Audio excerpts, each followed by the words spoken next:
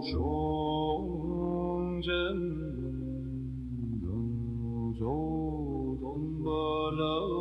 morning, Uganda. Good morning, Kampala. And a very good morning to the world. My name is Brian Mugema, and we are evolving this morning. I want to thank you all that have made it deliberately intentional to tune into this show this morning. For you is just waking up. For you is driving to work. And for you also who has just come out from work. For you is getting ready to go to school. I want to thank you all. I don't take it for granted the time that you spend doing this. Not everybody can. Evolve with Mugema is not a political show. It's not a motivational show. My work is simple: to open your eyes onto the possibilities around you so you could get inspired and catapult onto the next level.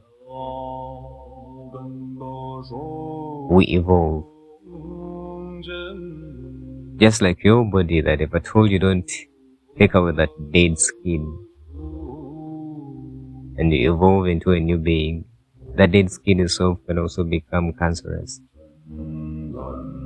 So that's how important evolving is. But if you don't, you're actually dying within. It's 3 minutes past the hour of 7 on the 25th day of May 2026. Good morning. Welcome on board. Well, today we're going to talk about the 5 hard truths about love that we only learn after a heartbreak. We're going to talk about heart matters. We're going to explore the heart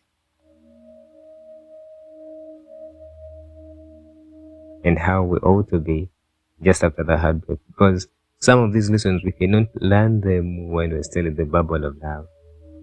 It must first break so our eyes could get opened into truth and reality about life. Okay?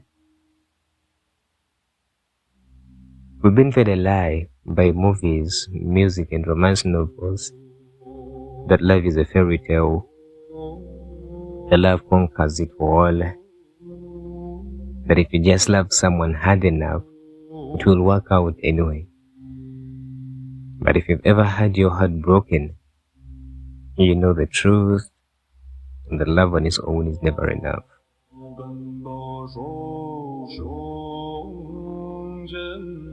In fact, neuroscientists have found out that when you go through a heartbreak, your brain processes emotional pain in the exact same dorsal anterior cingulate cortex as the actual physical pain. So this heartbreak, hurts just as the physical pain itself would have. Okay? Your brain is quite literally experiencing a physical withdrawal from the dopamine.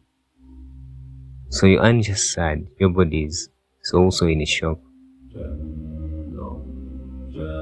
Remember, I usually tell you that it's the brain that is the master of the whole body. So when the brain itself gets hurt, trust me, whether you like it or not, the whole body will get hurt. Now, this is how deep a heartbreak could hurt you, right from the deepest corners of your heart and to your physical body. Welcome back to Evolve with Mugema. Today we are stripping away the illusions. We're talking about the 5 brutal hard truths about love that nobody tells you. These truths usually require a heartbreak to truly understand. And if you are ready to evolve your perspective on relationships and stop repeating the painful cycles, stick around. Without wasting any other time, let's jump into these truths. Truth number one.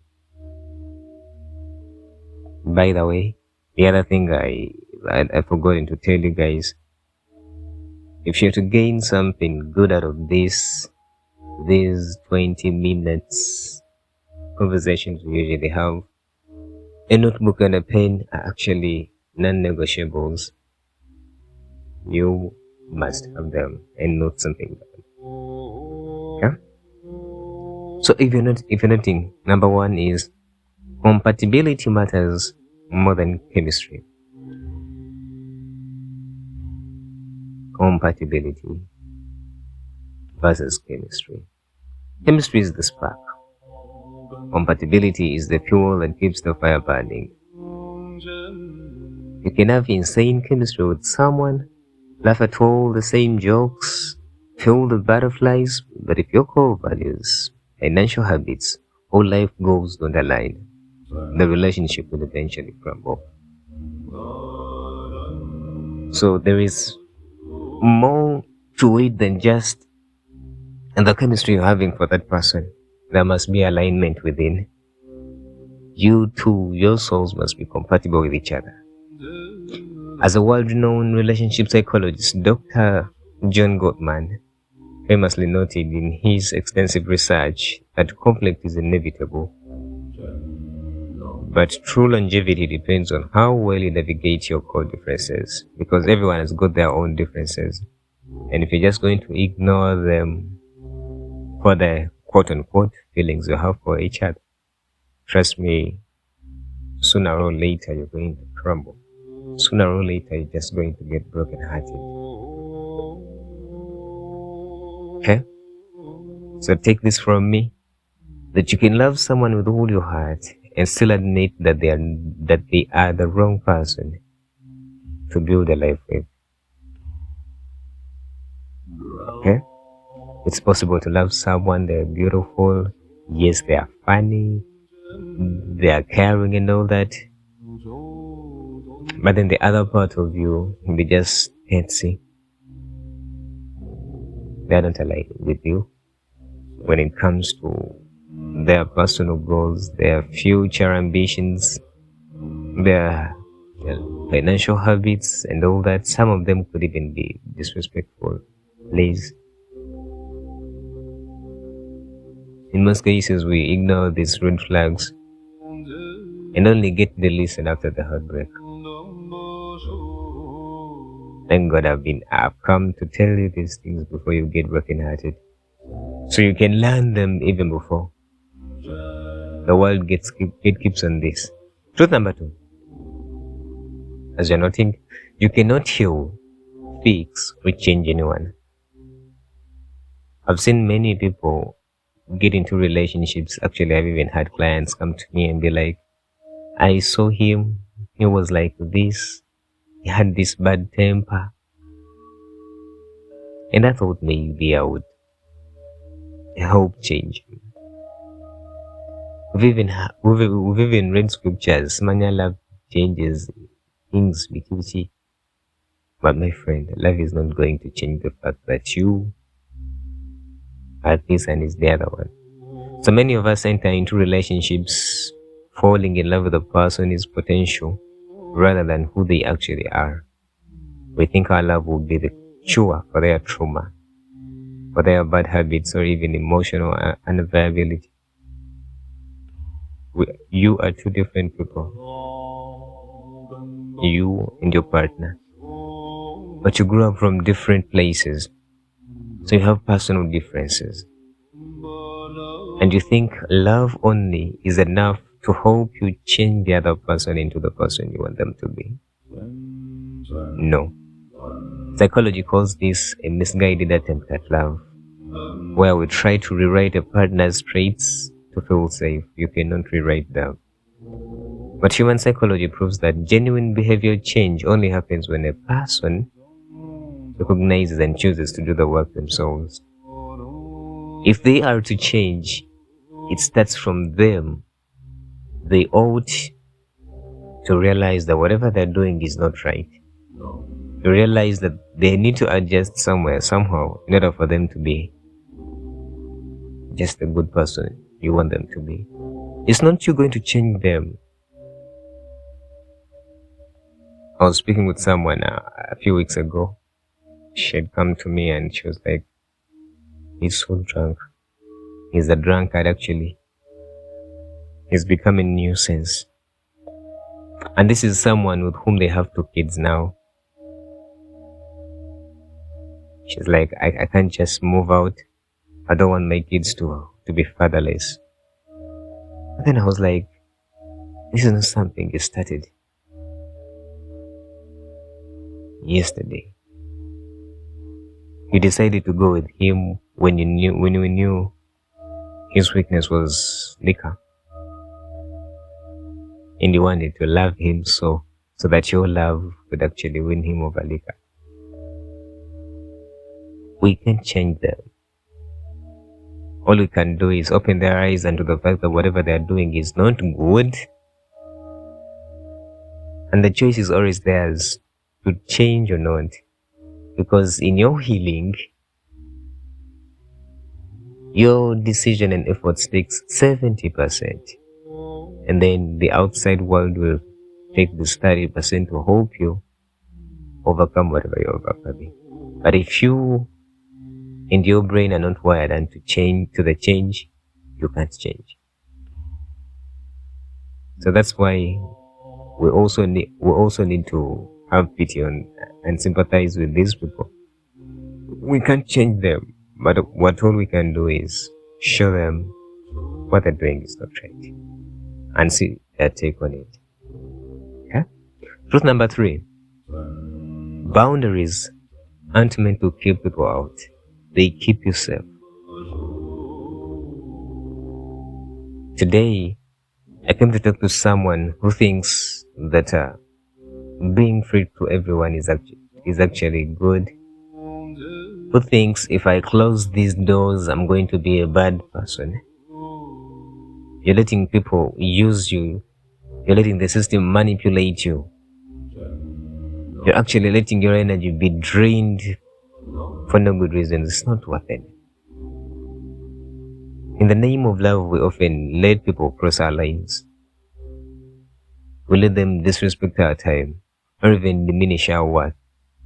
We think being overly flexible is quote unquote being a good partner.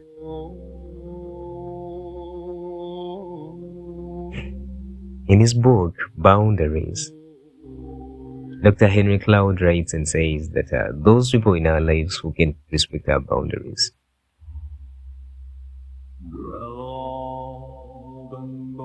those people in our lives who can respect our boundaries will love our walls.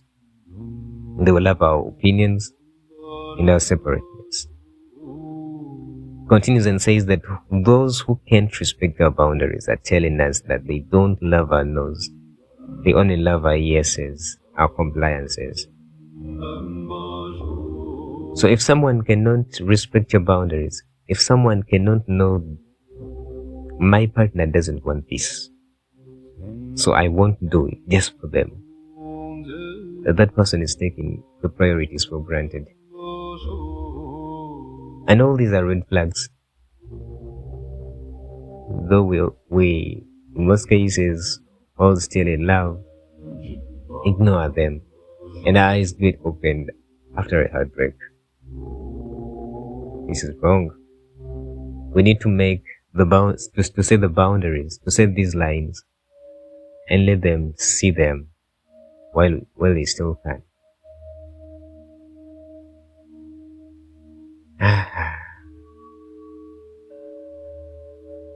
I feel like sharing this personal story. I don't know. I've also been in a relationship before where I was so disrespectful of her boundaries and the lines. But, she was so deliberate about the fact that she had a personal lane that I must not take. And this is how I lost her. You too also have to be with this emotional agility of understanding that I have a non-negotiable within me. That if someone does something like this, we're not negotiating anymore. You can't sit on the table with someone who disrespects your boundaries. I think you're going to come out safe and sound.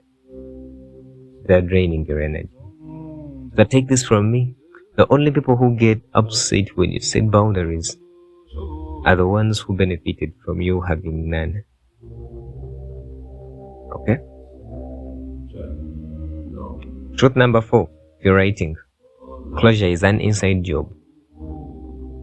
You see, we waste months, sometimes years, waiting for an ex to apologize or explain themselves so we can move on. That's why we are stuck into that mode of the wait. But my question is, until when are we going to wait? Okay. Psychologists know that after a heartbreak, our minds suffer from a form of emotional amnesia, where the brain selectively romanticizes the good times and filters out the bad just to seek comfort. We always remember how good they treated us. We'll always have these memories of the good times we had. Just after the heartbreak, the brain does that psychologically. And at that time, at that moment, we don't remember the disrespect. We don't remember the disappointments. We don't remember all these desolations that they put us into at that moment. So waiting for them to give you closure keeps you trapped into their narrative. Okay? And get this from me. Closure isn't something they give you. Closure is the final decision you make to accept that the story ended, even if it didn't end the way you wanted it to. You must close that door so that another one can. You closing up that door and letting them go is actually more beneficial to you than it is to them. Say that heart free and go. You don't wait. You don't need to wait for them to come and explain why they had to go. You don't need an explanation or an apology from them for having hurt you. Just let them go and stand still. The universe is bringing another. Could even be better. Okay. Truth number 5. As a rating, heartbreak is a mirror, not just a punishment. We usually learn this after a heartbreak, that actually the heartbreak I've gone through is a mirror, not just a punishment. You see, it's easy to play victim and point fingers at everything the ex did wrong, but the ultimate step in evolving is looking into the mirror and auditing your attachment style. In the relationship classic titled Attached, Dr. Amir Levin and Rachel Heller do write that understanding your attachment system completely shifts how you interpret your heartbreak. It forces you to look at why you tolerate the mistreatment. Okay? So don't look at that heartbreak as the end of the world. Don't be like, oh, as they've gone, I think I can't love again. No. Look at yourself. Consider it as a time for you to evolve. Give your heart some time to heal. Learn from these mistakes so you don't make them again. The biggest reason as to why many people jump from this toxic relationship into another is the fact that we don't get healed. We don't look into the mirror, the heartbreak, and realize whatever made us fail into the other one. So we could jump into the next when we are just sober and in the right moods to love. Okay? And take this from me. The heartbreak didn't just break you to destroy you. It actually break you open so you could see what needed to be healed within yourself. So it's a mirror. You look into whatever the relationship went through, see where you went wrong, so you don't need to get wrong again into another relationship. Okay? So as I wrap up, heartbreak is one of the heaviest pains we carry, but psychologically, it is also the most fertile ground for self-reinvasion. Okay? It strips away the illusions and forces you to level you up your emotional intelligence.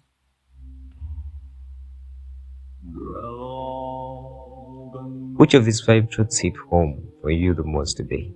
Drop your thoughts in the comment sections below and let's start a transformative and healing conversation. If this video gave you some perspective, hit that like button and don't forget to subscribe to Evolve with Mugema so we can keep growing together. I'm Brian Mugema. Until next time, guard your peace, value your worth, and keep evolving.